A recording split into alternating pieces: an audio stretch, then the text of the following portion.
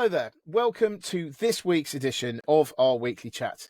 He's Ralph. I'm Peter. Let's do this. In this episode, we are going to talk about Prime Minister Rishi Sunak's very fun week. Now, the reason why I have said this is because it's been eventful. So I am on the verge of being positive about the UK. I know, wild, it's just, yeah. Anyway, the reasons being, so we've got the Bank of England left, well, so actually, let's start off with, so first of all, there was a lower than expected inflation reading for the month of August, which was a lot lower than everyone was expecting. That probably put a bit of pressure, at least, on the Bank of England when they met on Thursday. And the Bank of England left the interest rate unchanged, which actually, just as a quick aside, the US left their interest rate unchanged as well. So that may also have had some influence. And then the other thing as well is that we see other signs that so there were other things in the economy that I think look positive. So we had a GfK survey talking about positive consumer confidence. We're seeing more retailers are upgrading or being positive about the outlook. And yeah, so I mean, there's some good signs there. But returning to as Rishi Sunak's fun week. The other thing that he did this week, which was particularly entertaining, was the fact that he actually pulled back on a lot of his climate commitments. Now, the thing is with that is obviously everyone was, oh, we can't do this. This is terrible. You're killing the planet, all that stuff. Now, I'm not denying that it's terrible, right? But what I am saying is that I think that what he's done is he's taken things like, for instance, the car, the ban on the sale of new cars, of the sale of new petrol and diesel cars, and he's pushed that deadline from 2030 to 2035. And again, so he's had a very interesting week. So on the one hand, he's had this kind of, some very good. Oh yeah, and he's had some very good news on the data fronts in terms of macro data. The other thing I forgot to say was the public borrowing came in at less than they thought as well. So he's had some good stuff on the UK economy, backed up by some other things. But also his other fun thing this week has been this thing on the cars and rolling back the climate commitments. So he's had a lot on his plate. He's probably going to sleep quite well, I imagine. Because of what's been going on this week. What do you think, Ralph? Yes, indeed. It's been happy hour, hasn't it, for Mr. Sunak? And boy, does he need it, because I mean, basically, we're heading into next year, and that is going to be election year, or at least it's the last year where an election can be called. And so, if we were the Conservative Party, then we need some good news. Excuse me. And there was good news. And the first thing which I'm going to say, which is going to be a surprise to many of you, I'm going to pick out interest rates and inflation. Yay! Because it is quite amazing. Because I mean, in August we have the numbers are that inflation fell from 6.8 to 6.7%, and that may not sound all that much, but the first point here to note is that it didn't go up as was widely expected, which is positive. And also, if you look at the thing which is called core inflation, which exclude food and alcohol and energy prices, Actually, I just had another thought on alcohol. I was sort of mentally pausing on this, and I was wondering, well, it's actually not surprising that alcohol prices are still holding firm or going up, because all the bad news we used to be getting is sort of driving people to drink, probably.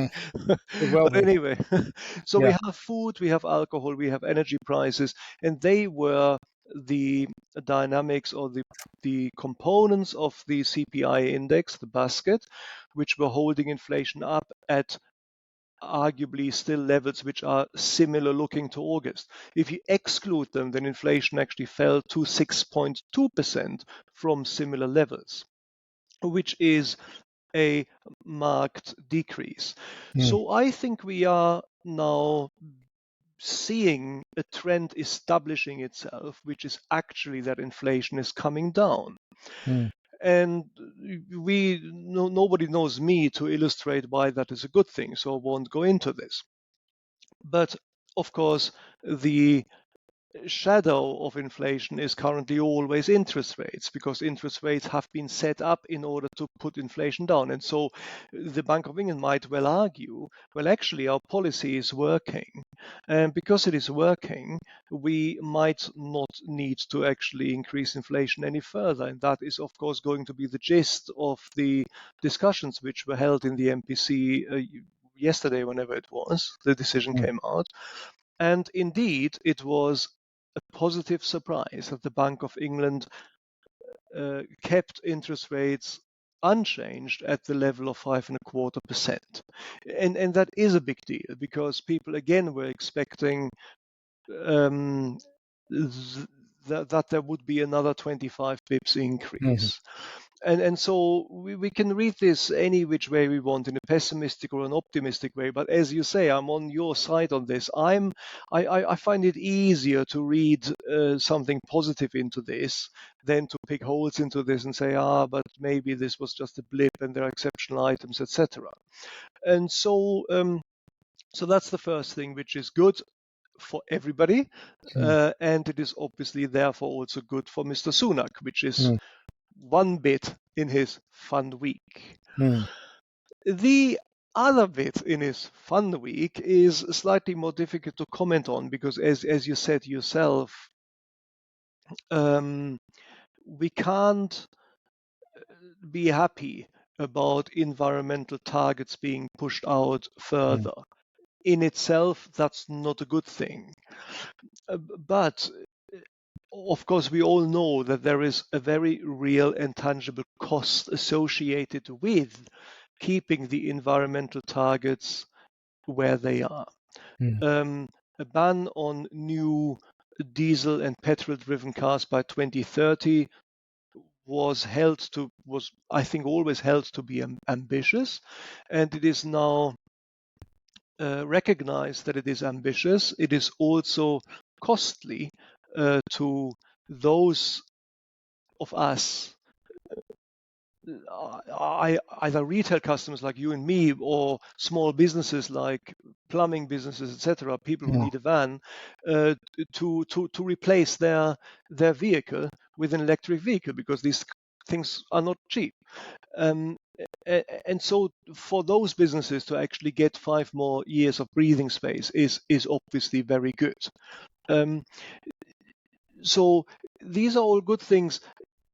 Also, just as one other thing to note, and this is not important in itself, but I'm just noting that by pushing this back to 2035, all we're really doing is we're coming in line with where the EU exactly. was anyway. Yeah. So it's not exactly as if this is out of kilter with Mm, the wider picture of our neighbors. mm, Um, there's a third thing in this, which is boilers. yeah. um, now, Yeah. and now forgive me, I don't know exactly the target Mhm, which there was, but the target by which an old gas boiler would need to be replaced with an electric boiler, that also has to be pushed out. mhm, And I see that I get some canine support here from. No, I don't know what's going on there. Yeah, He's, excellent. sorry about that, but yeah, you want Not to at carry all. on. I mean, Go I'm always happy through. when people agree with me, even if Yeah, the people are dogs. yeah, exactly. Yeah, yeah. And so what's happening with the boilers? I mean, you might say, well, this is not really a big deal because, I mean, it's only for new properties. If you buy a Mm, new property, then it has to have an electric boiler. yeah, So obviously, this is going to come with a new property. yeah. But that's not exactly true because if you need to replace your boiler, then it Hmm. needs to be an electric boiler. Yeah. So you might argue, well, I have a cost of replacing it anyway, then, but of course you might actually take the plunge of that earlier than you otherwise would. And now there is less. You being either an owner or a landlord, Mm, you have now got more breathing space there. mm, So, from one point of view, from the environmental point of view, this is in itself not positive.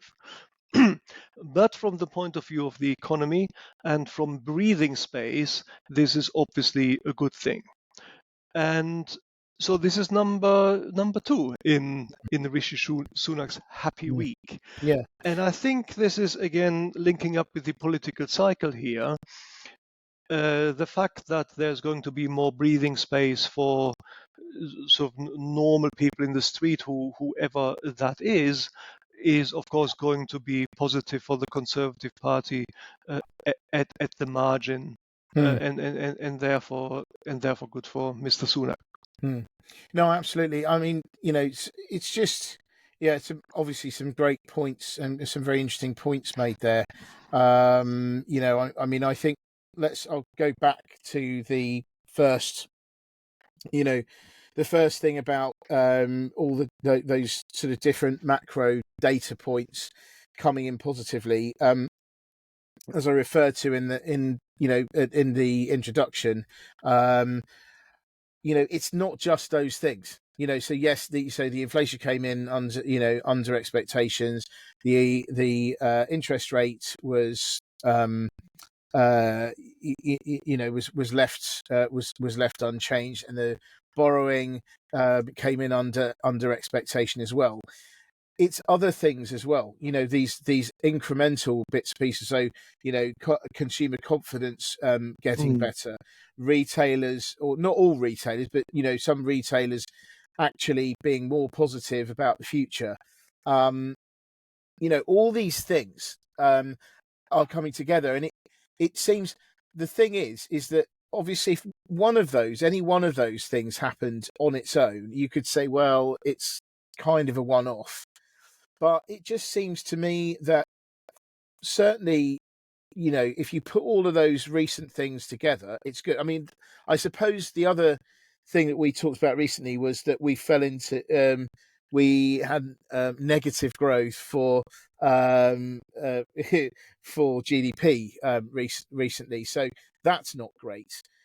The other thing you could also argue is that OPEC oil production cuts, plus Russia deciding to do a ban on diesel exports, that's going to push up energy prices at a time when we are going to spend more on heating and whatnot, going into the end of the year.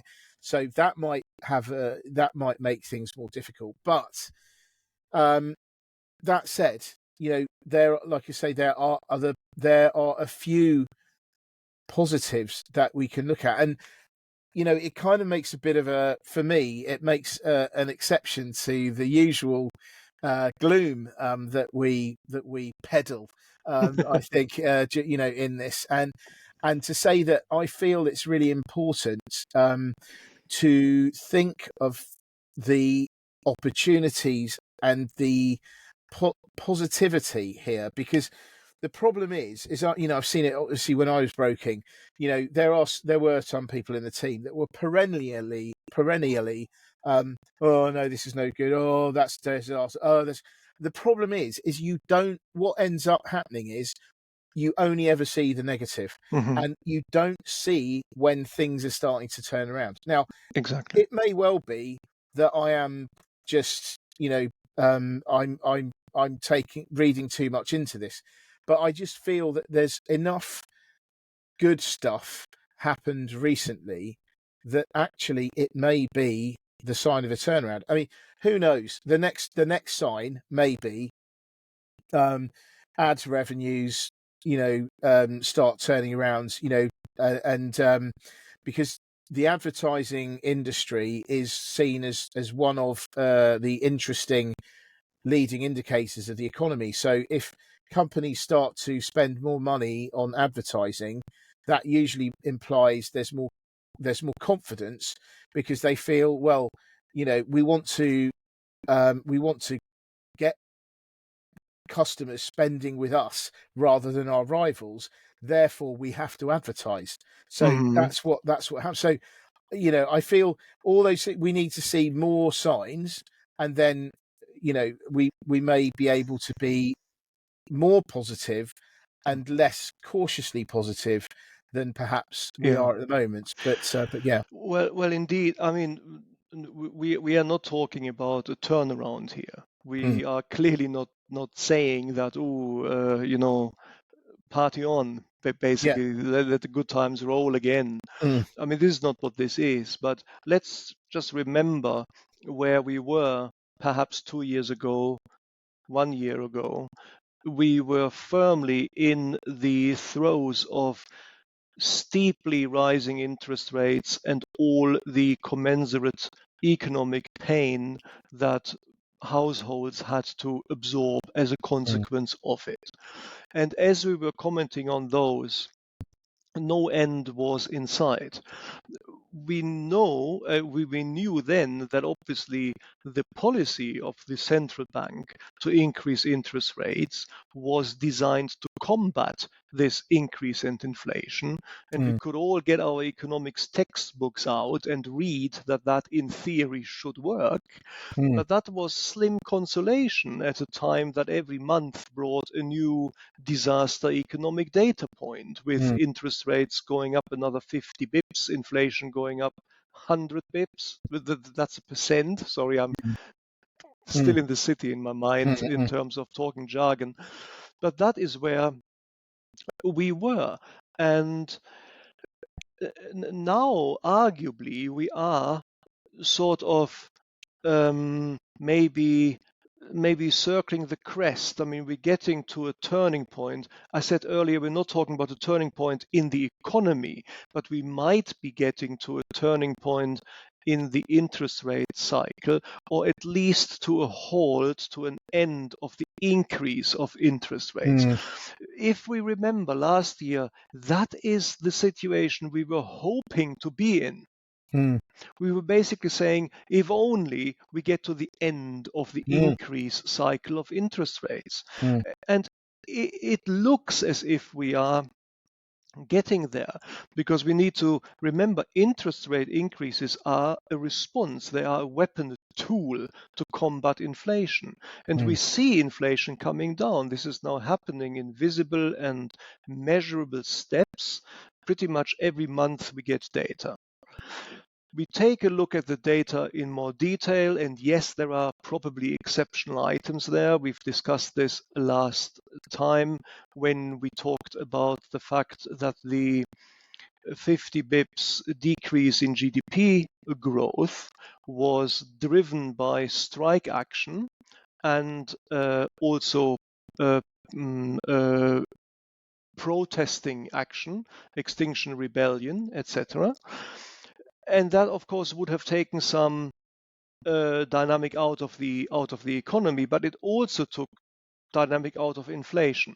So to the extent that that was an exception, we cannot be too euphoric here. But even if you take that out, you still mm, get an underlying decrease in inflation, mm, and certainly in core inflation, but even in headline inflation. mm, mm, And so even with a bit of analysis, even with a bit of kicking the tires of the economic data which we're encountering here, they seem robust. I mean, the mm, trend which manifests at the headline of these numbers remains when you dig a little bit deeper.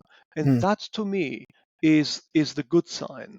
mm, That to me is a reason to to breathe a little Mm. bit. Yeah. I'm not going to be euphoric, and I'm not going to say, Mm. like I said before, let the good times roll again. Let's all get Mm. our party hats on. Mm.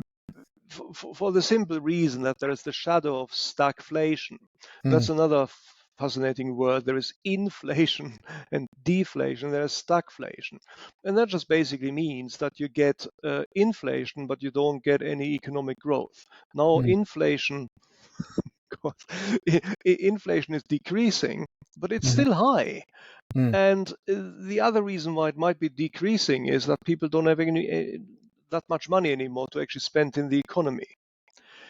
Counteracting that, however, is the data which you also mentioned, which is consumer confidence. Mm. And so there seems to be, it's almost like a struggle underneath the data which manifests itself here, which is coming through towards a little bit more robustness. But we are by no means out of the wood yet. I don't even think that we see the edge of the wood yet, Mm. not properly, because there is in fact this specter of stagflation. We cannot expect the economy to grow.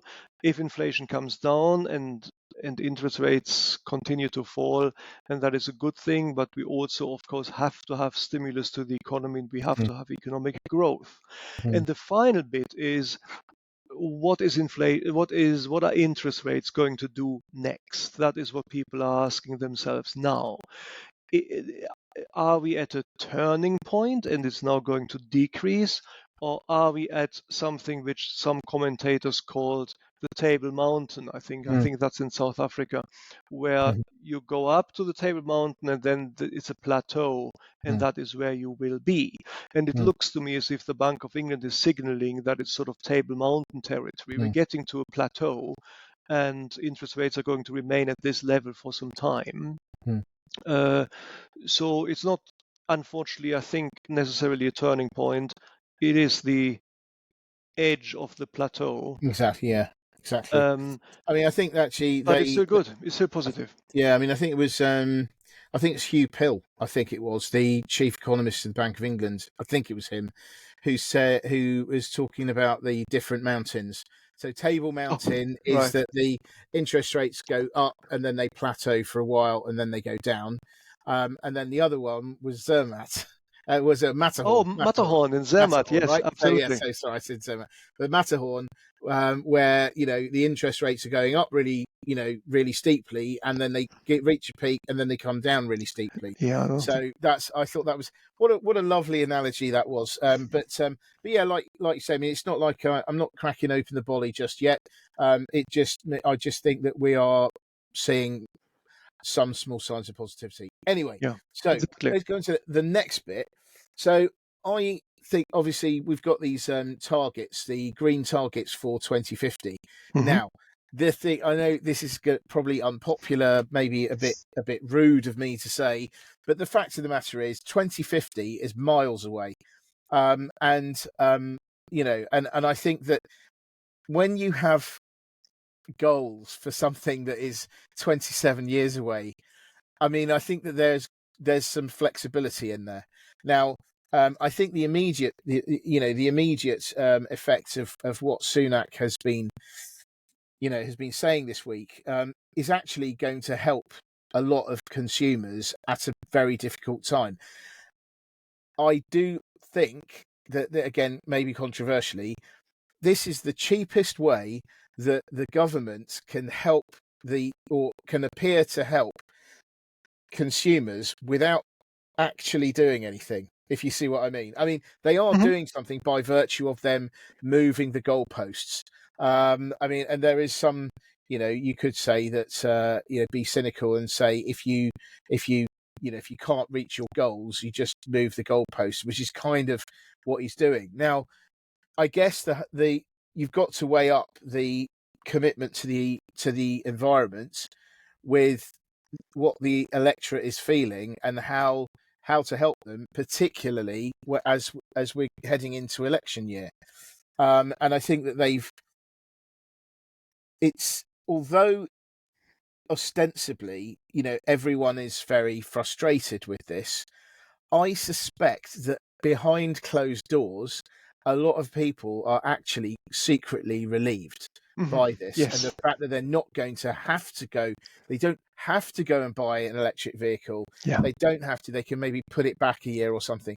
And obviously all the aggrieved parties are the charging companies, because they now think, oh, there's fewer people are going to buy now, so we're not going to get so much money. We can't roll the things out.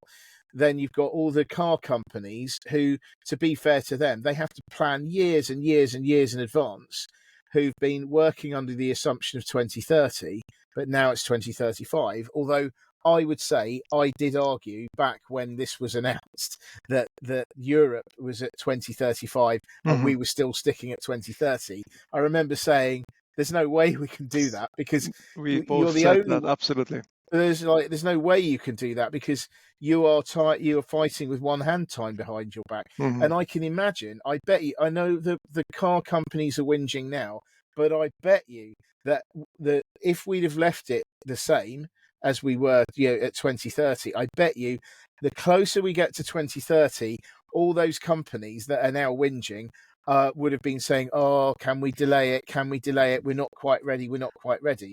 Yeah.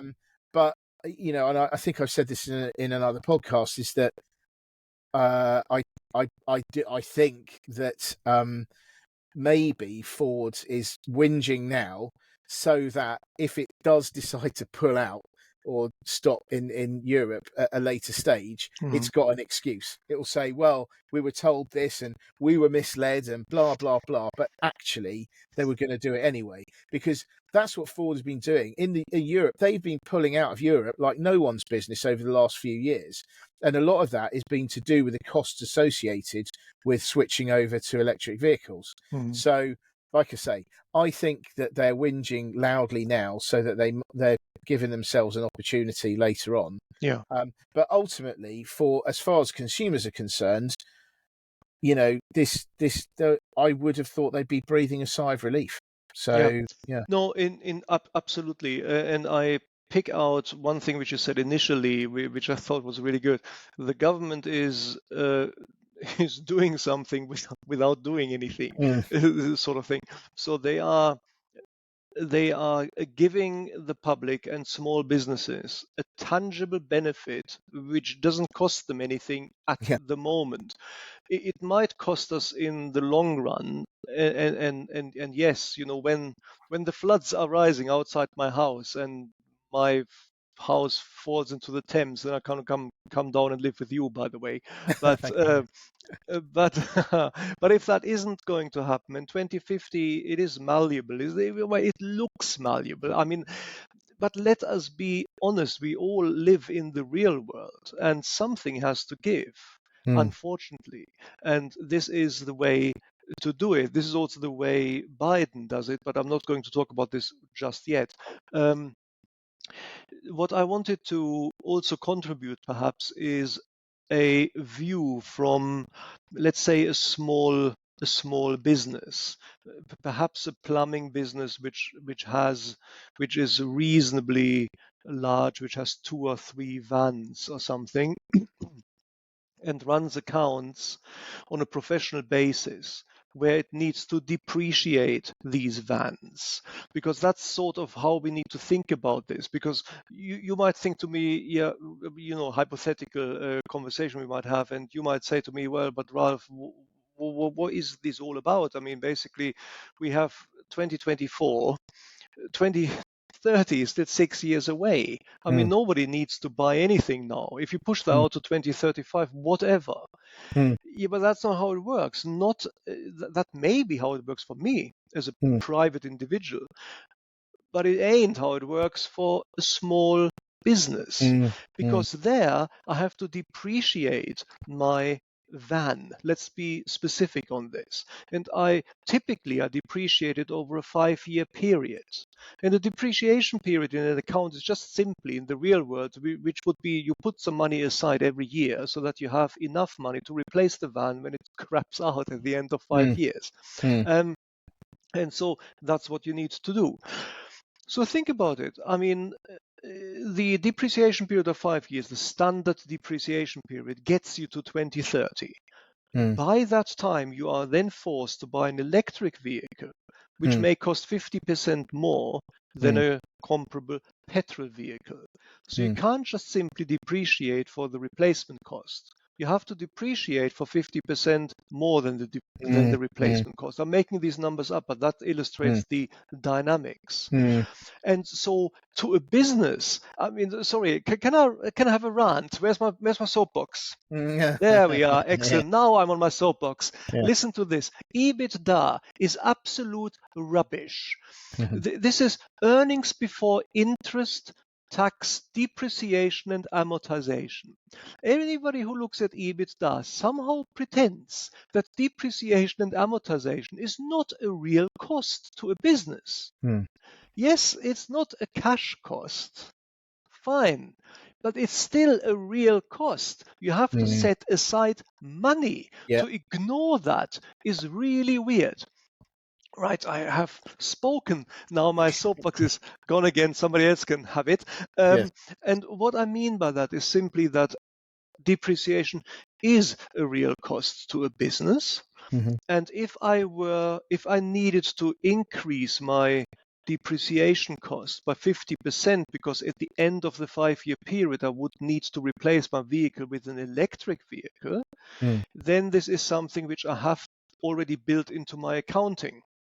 Now it's pushed out 5 years, and now I can stretch this out over a longer period of time. So that is actually a real, tangible reduction in a non-cash expense to a small and medium business, and the benefit of it is felt now. Yeah, exactly. And not This is the just key. in 2035. And that's the key. And that is why the government is actually doing something real here. And yeah, maybe by 2050 we're all going to be burning to Well, a crisp. But until then, this is hopefully, actually really good. and I'm sure, maybe by then we will be running on fusion.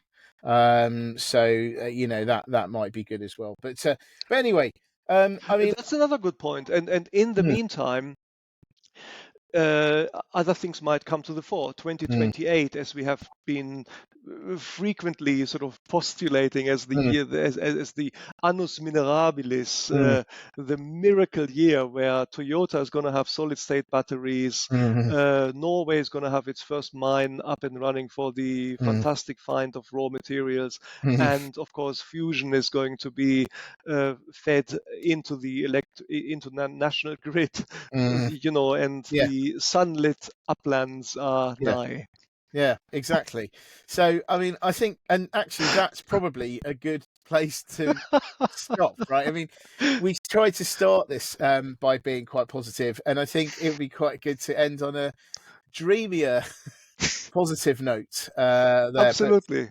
Yeah, I actually enjoyed this. I started off with being more reasonable, and I tried to pick a little bit of holes in it, but now I'm very positive, and I even got to rant against EBITDA. I didn't see that coming. That was wonderful. Amazing. That's all good. But anyway, as always, Ralph, thank you so much. It's been, brilliant fun, as always. I hope for the listeners or the viewers that you enjoyed this. There's more to come. We will be back again soon. But in the meantime, have a great day, have a great weekend, whatever you're up to, and we will be back again next week. Fantastic. Thanks for listening, guys. Thank you. Bye.